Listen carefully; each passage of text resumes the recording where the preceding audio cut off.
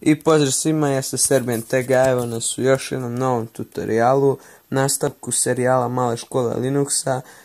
Danas ću vam pokazati kako da napravite direktorijum, obrišite direktorijum i kako da prebacite fajlove u da direktorijum. Ukucat ćemo komandu ls list i fajl koji ćemo prebaciti bit će out.ogv, to jest jedan video snimak.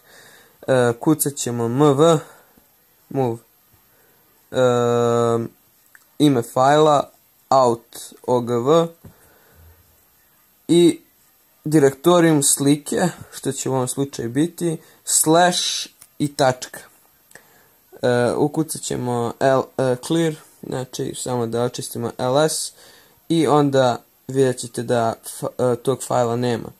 Change direktorijum slike, ls u slikama se nalazi fajl koji ste preneli iz home direktorijuma. Vraćamo se na home direktorijum, restartujemo terminal i kucamo make dir, napravi direktorijum, znači mala škola Linuxa. On je napravio više direktorijuma, pošto su svi napisani odvojeno, da je sve bilo sastavljeno, on bi to napisao zajedno. Kako obrisati direktorijume? To se vrši pomoću jedne komande rmdir ili remove direktorijum i navedete naziv direktorijuma, rmdir mala, rmdir škola i to je to. Ukucajte ls da se uverite da je to uspešno sve obrisano.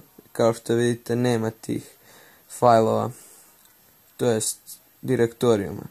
Ovo je bio još jedan naš tutorial. Pratite, lajkujte, šerujte, subscribeujte i posebno komentarišite. Vaši komentari će mi mnogo značiti. Teme napišite u komentare šta bi mogao da snimim i to bi bilo to.